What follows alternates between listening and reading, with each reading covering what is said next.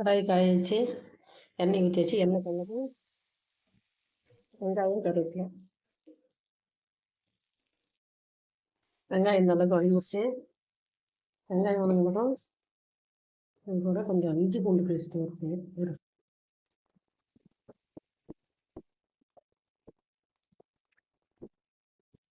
வதங்கினதும் தக்காளி ஒன்று மாதிரி அடித்து வச்சுருங்க. இது ஊற்றி நல்லா வதங்கிடுச்சு. தக்காளி வதங்கினதும் இது கூட மஞ்சத்தூள் வீட்டு மிளகாய்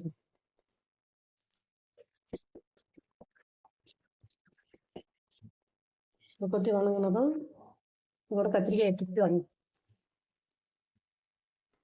கத்திரிக்காய் எந்த அளவுக்கு வதக்கிட்டு இதோட கொஞ்சம் தண்ணி ஊற்றி வேக வைக்கணும்.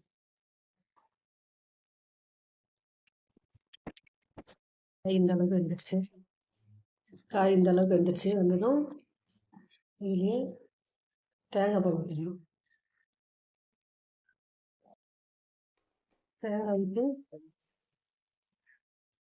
தேவைக்கு தகுந்த மாதிரி உப்பு போட்டுக்கணும். கத்திரிக்காய் இந்த அளவுக்கு வச்சிருச்சு. வச்சதும் இதில் கொஞ்சம் புளி ஊற்றிக்கணும். கத்திரிக்காய் புளி குழம்பு ரெடி.